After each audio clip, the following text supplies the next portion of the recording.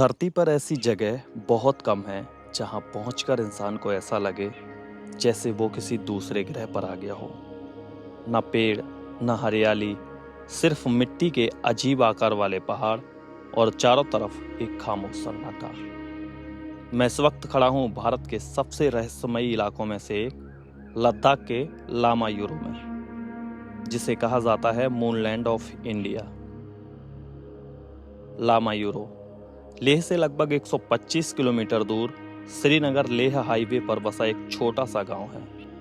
लेकिन ये गांव सिर्फ अपनी खूबसूरती के लिए नहीं, बल्कि अपनी अनोखी धरती के लिए पूरी दुनिया में मशहूर है। यहाँ के पहाड़ देखने में ऐसे लगते हैं जैसे चांद की सतह हो, और शायद यही वजह है इसे कहा जाता है मूनलैंड ऑफ इंडिया। पहली नज़र में ये पहाड़ सिर्फ मिट्टी के एक ढेर जैसे लगते हैं, लेकिन असल में इनके पीछे छिपी है लाखों साल पुरानी कहानी। एक ऐसी कहानी जब यहाँ पहाड़ नहीं बल्कि एक विशाल झील हुआ करती थी। अभी सुबह के 8 बजे हैं और मैं खड़ा हूँ लेह के गवर्नमेंट बस स्टैंड पे। यहाँ से मैं आज सफ़र करूँगा खलसी तक। ये जो आप देख रहे हैं ये देश की पहली हाइड्रोजन से चलने वाली बस है, जिससे मैं आज सफ़र करूँगा खलसी तक, और खलसी से फिर मैं जाऊँगा लामायुरु। तो ये जो हाइड्रोजन से चलने वाली बस है ये हमारे देश की पहली बस है जो अभी लेह में चलती है, यहाँ से खलसी तक जाती है। तो चलिए चलते हैं, आज इस बस में भी हम सफ़र करेंगे और फिर आगे आपको दिखाएंगे लामायुरु। लेह से लामायुरु की तरफ जाते हुए आज मैं जिस बस में सफ़र कर रहा हूँ वो सिर्फ एक आम बस नहीं है। ये भारत की पहली ऐसी बसों में से एक है जो डीजल या पेट्रोल से नहीं बल्कि हाइड्रोजन से चलती है। और खास बात यह है कि ये बस पहाड़ों की इस नाजुक प्रकृति को कम से कम नुकसान पहुंचाने की कोशिश करती है। सबसे हैरान करने वाली बात यह है कि इस बस से डीजल गाड़ियों की तरह काला धुआं नहीं निकलता, न कार्बन डाइऑक्साइड, न भारी प्रदूषण। फ्यूल सेल के अंदर होने वाले रिएक्शन के बाद जो सबसे मुख्य चीज बाहर निकलती है वो है पानी। भाई 10 बज चुके हैं, लगभग हमें 2 घंटे हो गए हैं यहाँ तक पहुँचने में। अभी हम लोग पहुँच चुके हैं खलसी। यहाँ से हम लोग निकलेंगे अभी लामायुरु के लिए। और जैसे कि इस बस में हम आए हैं, काफ़ी अच्छा लगा सफ़र करके। मतलब पता ही नहीं लगता ऐसा कि हम किसी ऐसी बस में बैठे हैं जो हाइड्रोजन से चलती है। यहाँ से लामायुरु की जो दूरी है लगभग 20 किलोमीटर दूर है, और यहाँ अभी दूसरी बस लगी हुई है वहाँ जाने के लिए। हम लोग अभी इसमें चढ़ते हैं और चलते हैं आगे की तरफ।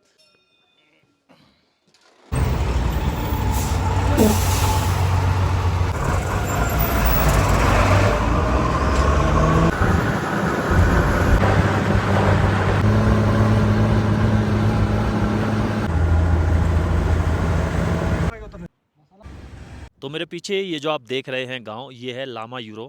ये जो गांव है वैसे तो कोई टूरिस्ट प्लेस नहीं है, लेकिन यहाँ पे जो मूनलैंड ऑफ इंडिया है, यानी जो जगह है जो बिल्कुल चंद्रमा की तरह दिखती है, उसको देखने के लिए लोग यहाँ पे आते हैं। ये जो रोड है, जिस रोड से हम अभी आए हैं, ये NH1 है जो लेह से श्रीनगर की तरफ जाता है, और इसी रास्ते पे ये लामायुरु पड़ता है।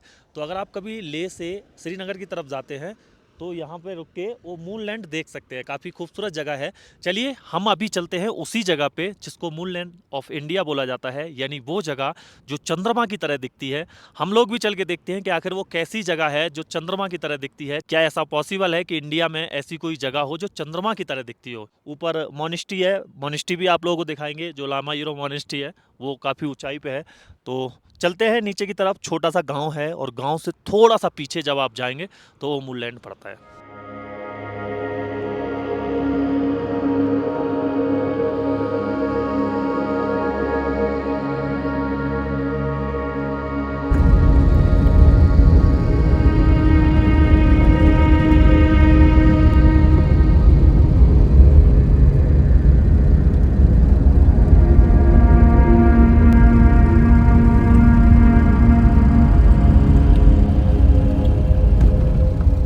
तो फाइनली मैं एक ऐसी दुनिया में बैठा हूँ जो बिल्कुल अलग है। ऐसे लगता ही नहीं कि मैं पृथ्वी पे बैठा हूँ। मैं हूँ अभी मूनलैंड ऑफ इंडिया लद्दाख में। मेरे पीछे ये जो आप देख रहे हैं ना, पूरा ऐसे नज़र आ रहा होगा कि ये अलग ही दुनिया है, ये डिज़ाइन अलग है। ऐसे लग रहा होगा कि मैं चाँद पे पहुँच गया हूँ, लेकिन मैं फ़िलहाल अभी चाँद पे नहीं, पृथ्वी पे ही हूँ।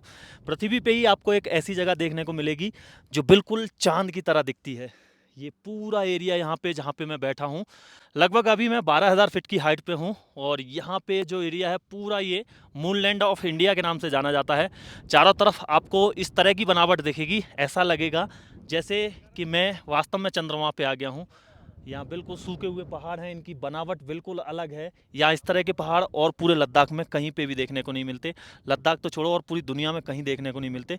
ये सिर्फ इंडिया में है, जिसको मूनलैंड ऑफ इंडिया के नाम से जानते हैं। बिल्कुल चंद्रमा की तरह, ऐसे लगता है कि मैं चंद्रमा पे आ गया हूँ। शायद ही आपने इससे पहले इस तरह की कोई आकृति देखी होगी। और अभी तो और ऊपर तक, मतलब ये पूरा यहाँ से, यही नहीं कि इतना हिस्सा है, चारों तरफ अगर आप नज़र घुमाएंगे तो आपको जो यहाँ की मिट्टी है, जो मिट्टी की बनावट है, वो बिल्कुल अलग लगेगी। आप ऐसे लगेगा कि आप किसी दूसरी दुनिया में आ गए हैं। ऐसा लगेगा ही नहीं कि आप पृथ्वी पे हैं। और पहाड़ों को देखोगे ना तो वो बिल्कुल अलग हैं, ब्लैक कलर के हैं। लेकिन ये वाले जो पहाड़ हैं, ये पहाड़ बिल्कुल अलग हैं, इनकी बनावट बिल्कुल अलग है। ऊपर देखो, इस तरह से बिल्कुल अजीब सा लगता है। और वास्तव में ऐसे लगता है कि मैं वास्तव में किसी अलग दुनिया में खड़ा हूँ। भाई अलग ही चीज़ है ये। अगर आप लोग कभी भी यहाँ पे आते हैं ना, तो इस जगह पे ज़रूर रुकें, इस जगह को ज़रूर देख के जाएं। ये देखने में बिल्कुल अलग है भाई। लामा यूरो की ये मून जैसी आकृतियाँ असल में लाखों साल पुरानी प्राकृतिक प्रक्रिया का नतीजा है। बहुत पहले यह पूरा इलाका एक बड़ी झील हुआ करता था। उस झील के अंदर मिट्टी, रेत और छोटे छोटे पत्थर जमा होते रहे। धीरे धीरे समय बदला, झील सूख गई और जो मिट्टी नीचे जमा थी वो बाहर दिखाई देने लगी। अब शुरू हुआ प्रकृति का असली काम। तेज हवाएं, बारिश का पानी और बर्फ पिघलने से आने वाला पानी धीरे धीरे इस मुलायम मिट्टी को काटता रहा। जहां मिट्टी कमजोर थी वहां ज्यादा कटाव हुआ, और जहां थोड़ी मजबूत थी वहां ऊंचे ऊंचे हिस्से बच गए।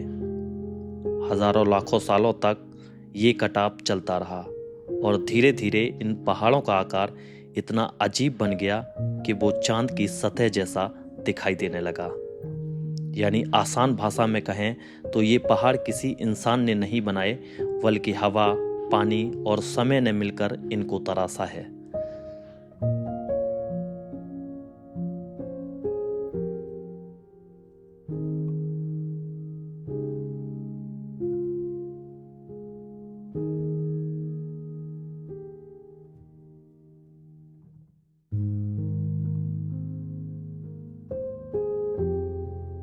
मूनलैंड घूमने के बाद अभी मैं पहुंच गया हूं लामा यूरो मोनेस्ट्री के पास में।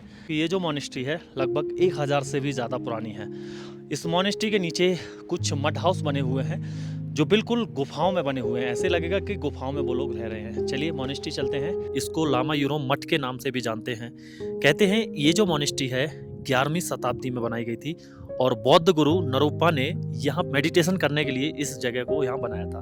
बताते हैं कि यहाँ पे हजारों साल पहले यहाँ पूरा एक लेक हुआ करता था, जिसको जो बौद्ध गुरु नरूपा थे उन्होंने अपने तपस्या से उसको सुखाया, जिसको आज हम मूनलैंड के नाम से इधर जानते हैं। और यहाँ पे उन्होंने इस मठ का निर्माण किया जिसमें मेडिटेशन करते हैं। आज भी यहाँ पे बौद्ध भिक्षु आते हैं और वो यहाँ मेडिटेशन करते हैं। काफ़ी पुरानी ये मोनेस्ट्री है।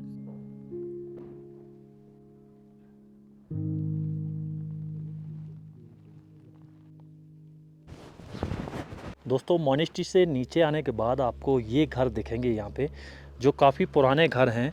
लगभग 400-500 साल पुराने ये घर हैं, और अभी सारे के सारे घर वीरान पड़े हुए हैं। इन घरों में अभी कोई नहीं है, पूरे घर खाली पड़े हुए हैं, और ये मिट्टी और पत्थर से मिलके बने हैं। ये देखिए, इसके अंदर पूरा अंधेरा है। अंदर मैं नहीं जाऊंगा क्योंकि यहाँ पे जंगली जानवरों का भी खतरा हो सकता है। ये कुछ इस तरह के घर हैं।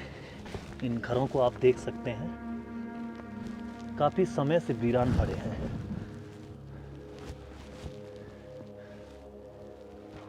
ये यहाँ से थोड़ा सा और जाऊंगा तो ये कुछ इस तरह के घर हैं, पूरे मिट्टी के बने हुए हैं, और लकड़ी की इन पे छत डाली गई है। अभी सारे घर यहाँ पे वीरान हैं। इन घरों में कोई नहीं रहता। सारे घर, जितने भी घर वाले हैं वो अभी नीचे जा चुके हैं। यहाँ पे ये पूरा घर आपको कुछ इस तरह के दिखेंगे।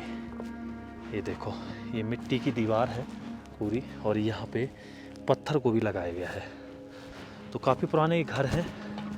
ये शायद हो सकता है ये पुराना लामा यूरो शहर हो, पुराना लामा यूरो जो शहर बसा हो वो हो सकता है।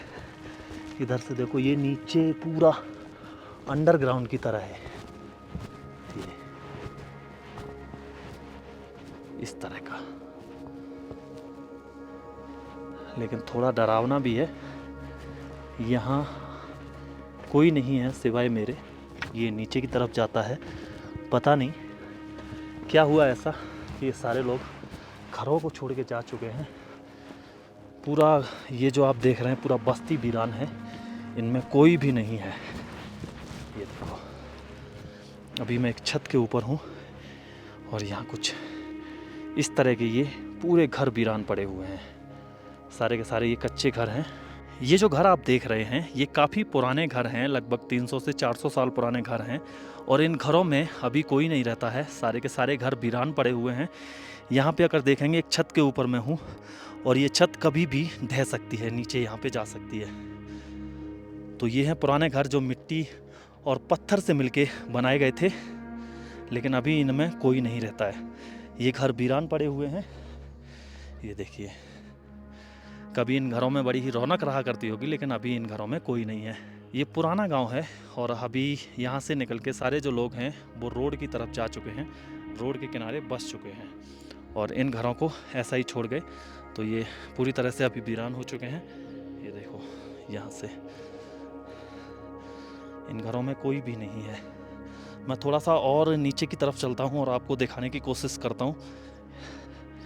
यहाँ से इसमें अभी मेरे सिवा यहाँ पे कोई नहीं है। ये मैंने बैग रखा है अपना, यहाँ देखोगे तो ये इस तरह के कुछ हैं।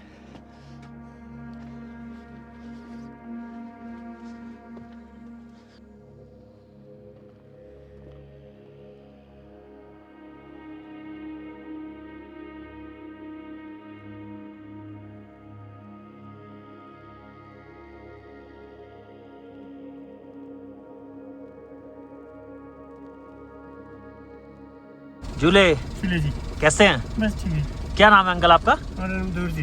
दूर जी। हाँ। तो अंकल ने ही हमें आज पूरा लामा यूरो घुमाया है और मूनलैंड के जहाँ पे मतलब व्यू पॉइंट है वहाँ तक हमें ले गए।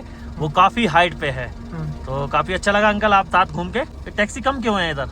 इधर नहीं रहता है, कम है? कम रहता है इधर। इधर टूरिस्ट कम आता है क्या? टूरिस्ट आता है, हमारे ले नहीं रहता है इधर। ले में रहता है, इधर कम आता है। झूले।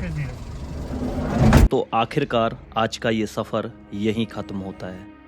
लेकिन लामा यूरो सिर्फ एक जगह नहीं, ये प्रकृति की बनाई हुई एक ऐसी कला है जिसे समझने में इंसान को लाखों साल लग गए।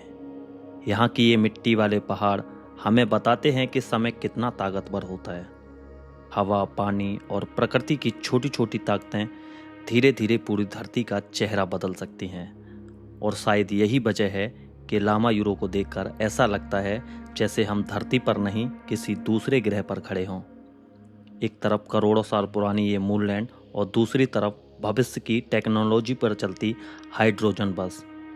यह सफ़र सिर्फ एक ट्रैवल वीडियो नहीं था, बल्कि भूतकाल और भविष्य के बीच एक अनोखा अनुभव था। लद्दाख की ये खामोश वादियाँ आज भी अपने अंदर न जाने कितनी कहानियाँ छुपाए बैठी हैं। और जब भी इंसान इन पहाड़ों के बीच आता है उसे एहसास होता है कि प्रकृति के सामने हम कितने छोटे हैं।